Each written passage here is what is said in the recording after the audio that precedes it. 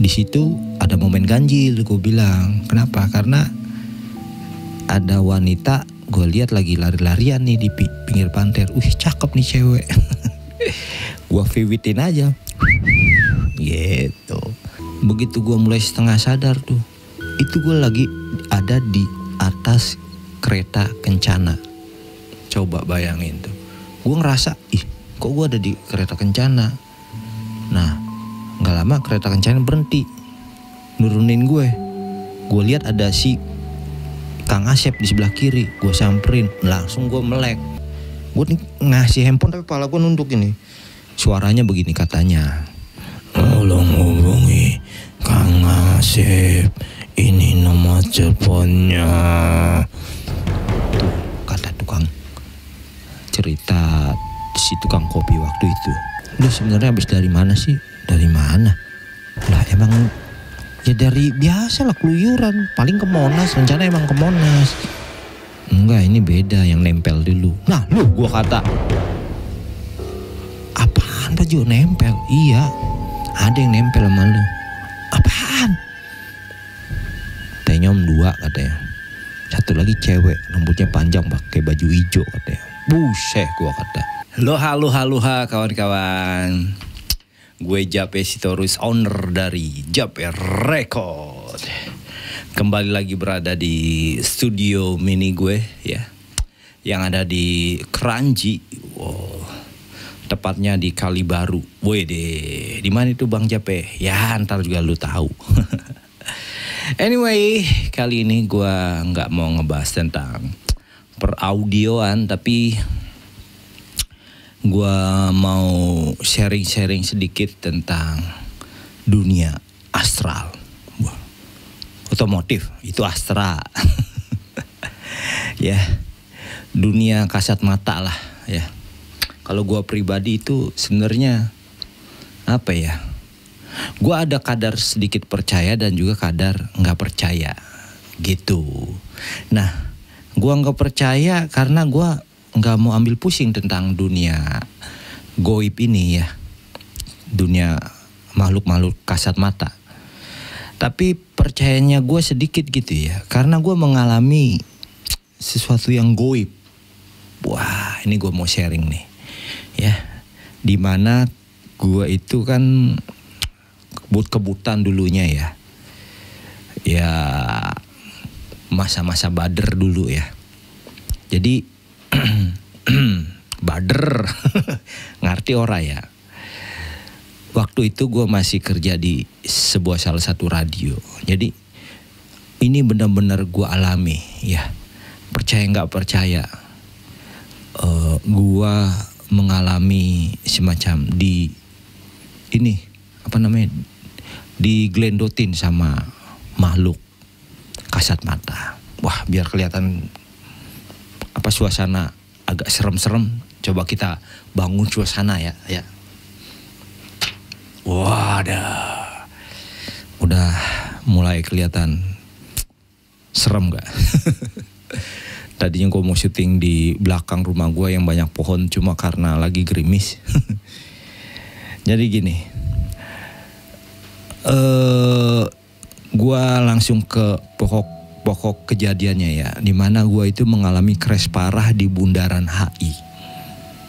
Tapi percaya nggak percaya, momen itu gue ternyata di luar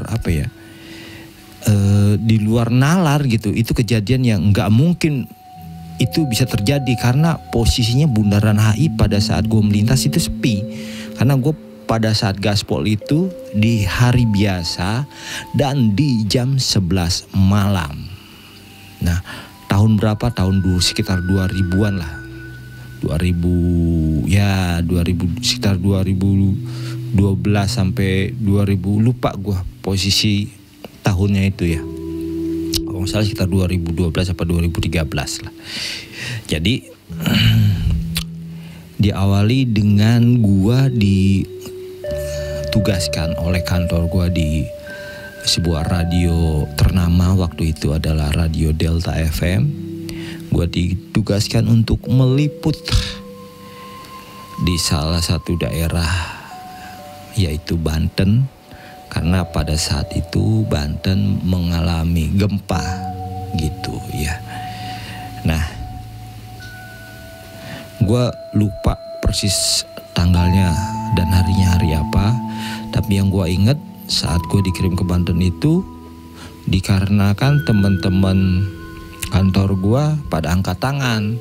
Kenapa? Karena posisinya jauh dan jadi nggak hanya di Bantennya tapi ke pesisir-pesisirnya, ke naik-naik ke kaki gunungnya juga. Makanya gue bingung waktu itu daerah tepatnya apa gitu.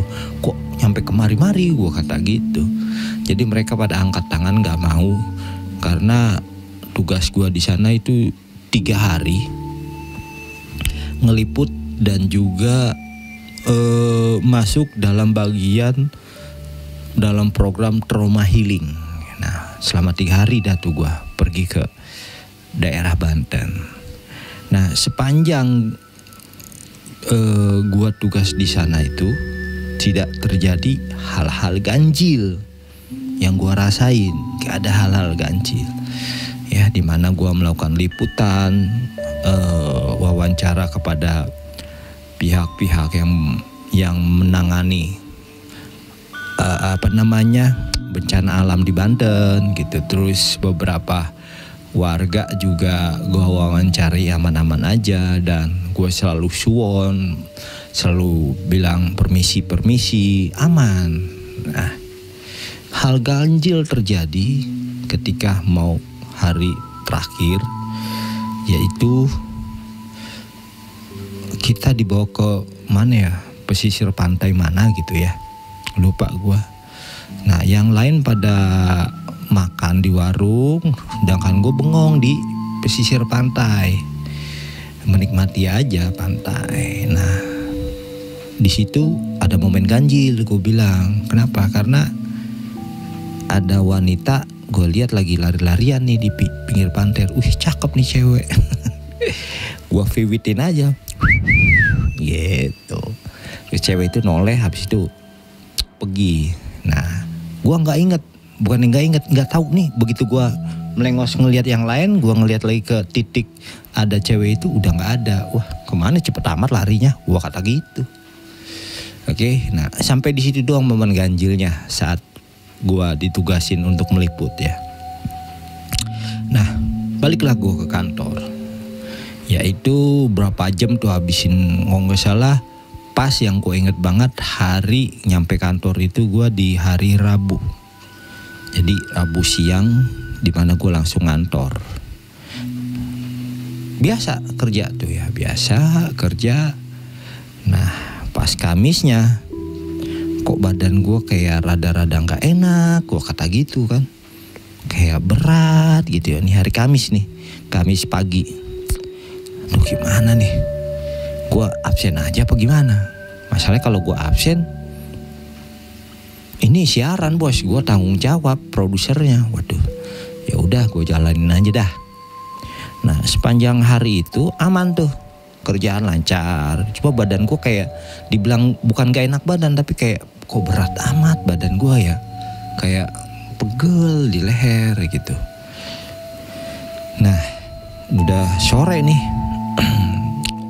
masuk di jam sore nih, part sore ya kan. Waktu itu belum sore-sore seru, tapi afternoon bright programnya ya. Kalau nggak salah Raini Atmaja penyiarnya. Nah, itu gue menggantikan operator kalau nggak salah almarhum Kang Yana. Seharusnya jam kerja gue kan sampai jam ya sore jam 5 udah free gue gitu. Tapi karena almarhum ini ada halangan, ada urusan keluarga, sehingga jam 4 sore gue tackle dah tuh sampai jam kalau misalnya sampai jam 10 malam, karena ke atas itu kan udah free, udah maksudnya nggak ada jam tayang lagi. Ada jam tayang tapi iklannya udah dikit, jadi bisa dilepas lah sama penyiarnya, udah bisa handle sendiri ya. Gue pegang nih. Nah, ngalir tuh siaran santai. Selesai jam 8, PT sore aman. Badan gue kok kayak berat banget gitu. Nah jam 8 malam mau ke jam 10 biasa makan. Nah pada saat gue lagi makan di pantry itu gue lihat kayak ada cewek siapa ini masuk ke kantor nih. Cuma sekelibetan doang gitu. Waktu itu di Ratu Plaza. Jadi dia waktu itu kantor kita masih di Ratu Plaza maksud gue. Nah jadi dia dari lift ngarah ke ruang office. Ya di ruang office itu kan kita satu lantai kan gabung tuh ya. Ada departemen siaran, departemen promosi juga di situ. Siapa tuh cewek cakep banget gua kata gitu. Nah, habis selesai makan, gua balik lagi ke tempat kerja gue yaitu di studio. Nah, gue sempet nyari itu cewek cilang-cilok lah mana ya? Ada siapa nih? Tamu siapa nih? Karena itu luas jadi gue nggak ngiderin. Nah, begitu jam 10 malam, nah tibalah di mana gue udah prepare mau keluyuran tengah malam. Nah, pas jam 10 malam, penyiarnya almarhum juga waktu itu, almarhum Bipi. Wah almarhum semua ini. Tinggal gue dong belum. Waduh jangan. Begitu. Jadi kan sebenarnya siarannya sampai jam 12 malam karena jam 10 ke atas sudah jam santai, dia taping rekaman untuk ngisi slot di jam 10 sampai jam 12 malam. Jadi udah santai, iklan juga udah hitungannya dalam 1 jam iklan cuma ada 2 slot gitu. Jadi udah enak santai lah. Jadi nggak terlalu hektik. Nah, rekaman udah santai, udah gua rekam jam 11 almarhum Pipi cabut balik ke rumah. Nah 11:30 gua nyeting, gua tinggal karena memang udah keisi semua materi. Spread 11:30 nih. Nah Ratu Plaza kan tadi gue bilang sekitar jam 11-an kan, yang di di Bundaran HI. Dari Ratu Plaza nih kan deket tuh ke Bundaran HI. Nah posisi gua karena itu udah malam gaspol. Aman cuy. Lewat Semanggi kan bisa lurus. Gaspol. Nah begitu nyampe di HI ini hal yang ganjil gua terjadi. Asli sepi. Sekitar jam ya jadi 11:30 lah jadi hitungannya lah, nggak nyampe di jam 12 malam karena posisi gua turun dari Ratu Plaza itu hampir 11:30 karena sepi kan jadi cepet tuh liftnya ya. Gue bisa jadi gue bilang jam 11:30 gua udah buka gas ya 10 menit lah nyampe di Bundaran HI dari Ratu Plaza. Kan gue mau dikum begini nih, mau banting spread dari arah Sudirman. Posisi sepi bang lagi. Posisi sepi, beneran kosong. Gua kagak out. Kalau dibilang out nggak mungkin karena memang Bundaran HI pada saat itu bener-bener lebar. Beda kalau sekarang gitu ya. Ada sekat di sebelah kirinya itu lebar banget. Gue banting kiri cepret. Nah gue pada saat itu main cornering selalu kalau keluar full protektor, pakai tas isinya jadi gue bikin kayak punduk kain dan juga buku-buku jadi kayak pengaman belakang gue. Terus pakai sarung tangan safety, pakai ini protektor sikut. And then gue pakai protektor kaki yang gue modif di dengkulnya pakai plat besi. Nah pada saat banting kiri gue asli nidon, ceret ada api tuh. Banting kanan, serset. Nah itu gue ngeblank. Bener-bener gue langsung, gue lupa di situ langsung, lupa. Gue nyampe di titik itu doang gue ingat kejadian. Lu tahu apa yang terjadi, bros? Ternyata gua nyangseng di separator busway. Di halte busway malah. Kalau sekarang kan udah bagus. Dulu halte busway-nya separatornya itu pinggiran itu agak menjorok ya, agak ke tengah kan. Nah, gua di kolong-kolong itu. Dan pinggiran separator busway itu kan pinggirannya kan Transjakarta itu kan ada gundukan cor-coran. Nah, badan gua muter-muter ke situ. Ini menurut cerita yang ngelihat ya tukang kopi-kopi yang ada di HI. Motor gua kehempas ke tembok, ke kolong halte Transjakarta. Kata mereka, wah ini parah nih, parah. Nah, gua baru sadar ketika gua dengar suara ada yang manggil-manggil. Nah, panggilan gua dulu di situ adalah Made Setiawan. Made, woi sadar lu Made. Gua melek, udah ada Iwan Suwandi, mekanik gua. Ya. Mekanik gua Iwan Suwandi, dia doang nih sendiri yang nyamperin. Nah, ini hal uniknya gini. Gua kaget kan, kok gua di sini? Wah parah lu. Lu aman gak nih badan lu? Biar kita langsung gotong ke rumah sakit. Aman, gua bilang. Itu motor, jadi motor gue udah stang itu udah rapet ke mesin, jadi udah kelipet-lipet gitu ya, udah nggak mungkin. Waduh, ini pasti parah. Maksudnya kalau misalkan ini selamat juga minimal ya patah-patah badan, kaki. Nah, karena gue pakai safety juga, jadi rada aman. Aman gak badan lo? Aman Kang. Panggilannya Kang Asep nih, Iwan Suwandi tapi panggilannya Kang Asep atau panggilannya Web.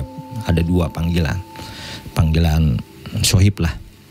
Aman gue kata gitu kan. Lu ngapa maboy? Kagak, gue kagak mabok, enak aja lu. Nah, posisi itu gue nggak mabok.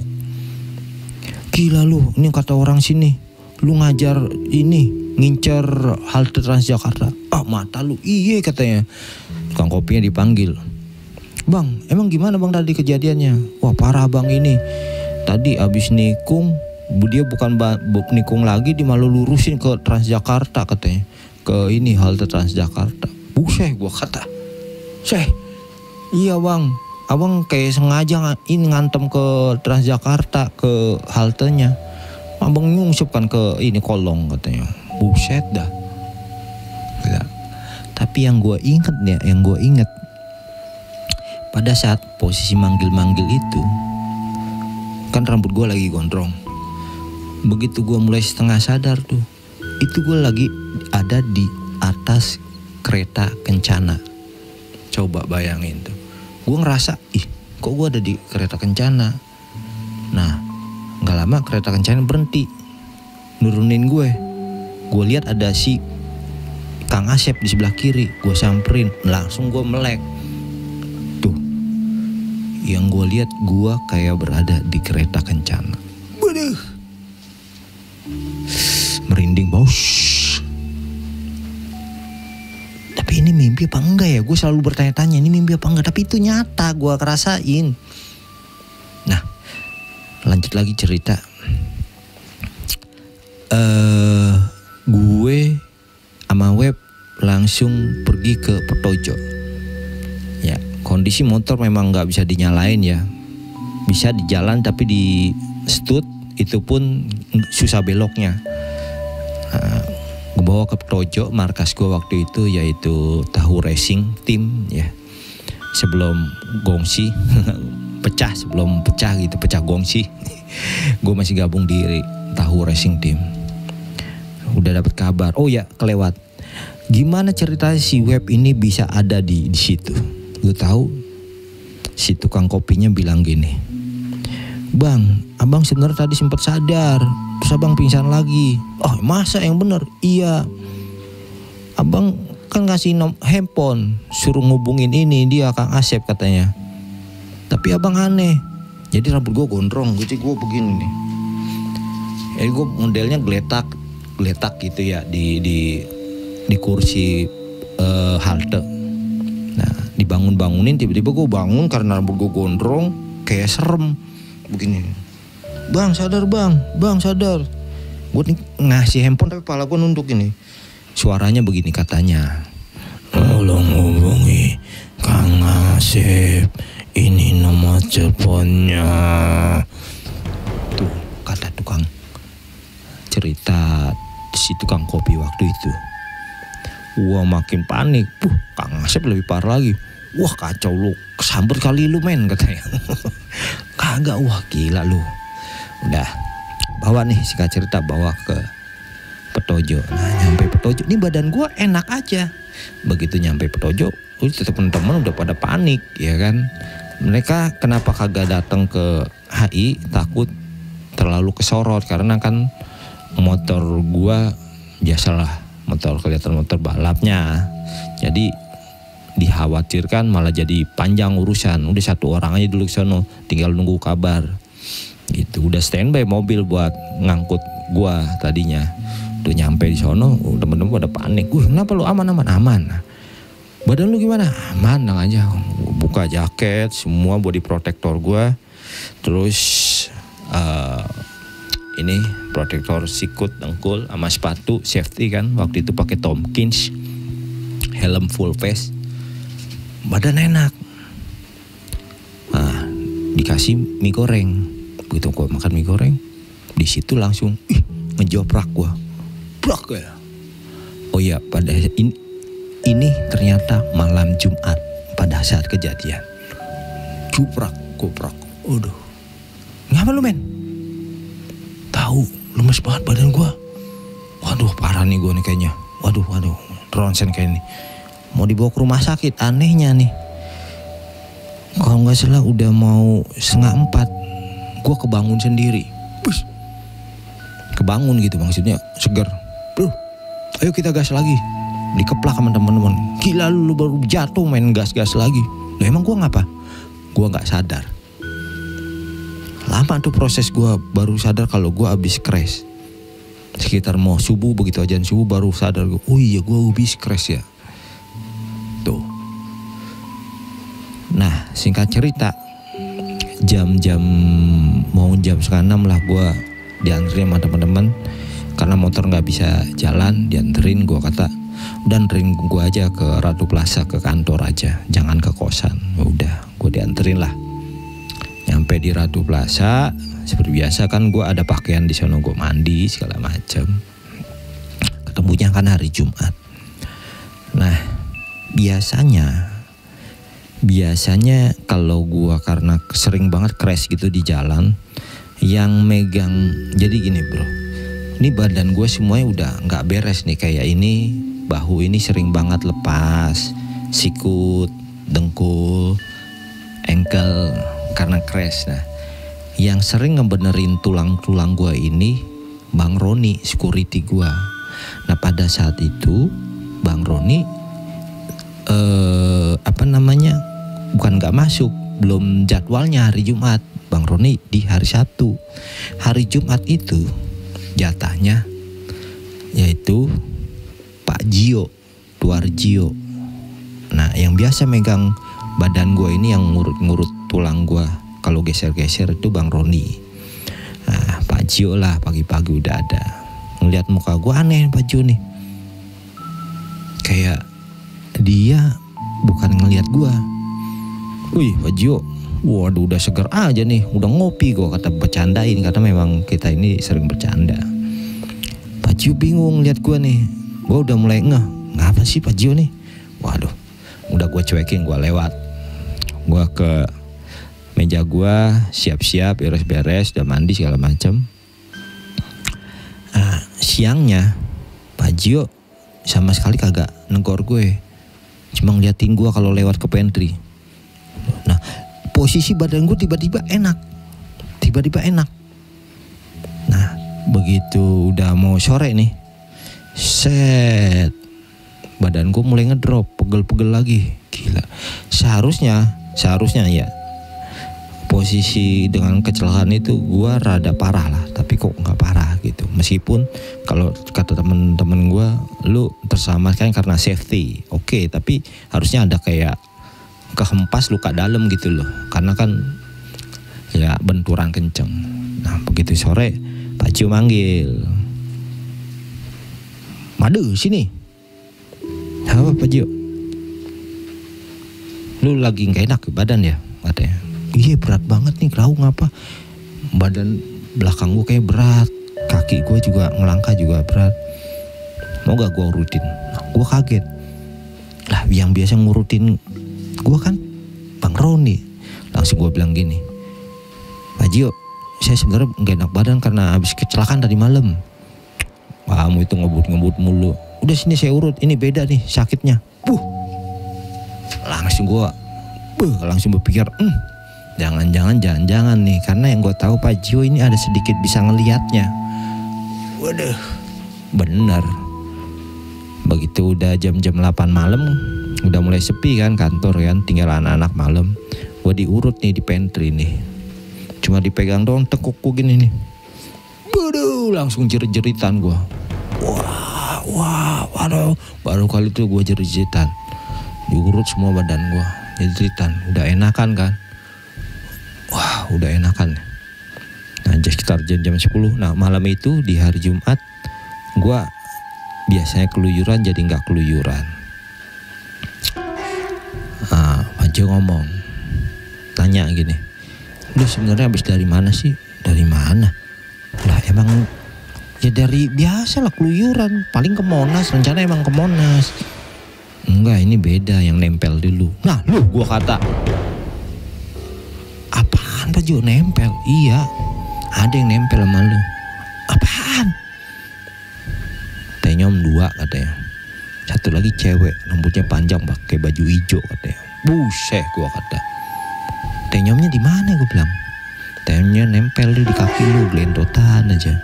Kayaknya suka sama lu. Nah kalau yang rambut panjang, cewek hijau katanya, itu kan ngegendong lu terus, maksudnya digendong sama gua gitu. Wah yang bener Pak Jo. Iya, makanya rada enakan kan lu. Iya. Waduh bener. Gua ceritain dah, kalau gua semalam kecelakaannya begini, bahkan gua ngerasa kayak ada di kereta kencana. Nah ini gua nggak mau belak-belakan ya Pak Jo ngomong apa ya. Intinya takutnya ntar terlalu vulgar. Kata Pak Jo, untung lu sebenarnya kecelakaan itu masih beruntung lu. Jadi kalau lu nggak kecelakaan ya sebenarnya lu udah kebawa, kata gitu. Ibarat kata sebenarnya di dalam kereta, lu kan berada di dalam kereta kencana itu. Sebenarnya jiwa lu udah diambil, katanya gitu. Jadi kecelakaan itu bikin balik jiwa lu balik lagi, dikata gitu. Wih, ngeri bos. Gue tanya siapa yang mau ngambil gue? Nah, dia bilang ada dah yang punya pantai-pantai, katanya gitu. Wih, ngeri. Udah. Sampai di situ aja ya ceritanya ya. Soalnya kalau gue cerita lebih vulgar lagi, dah ya serem juga.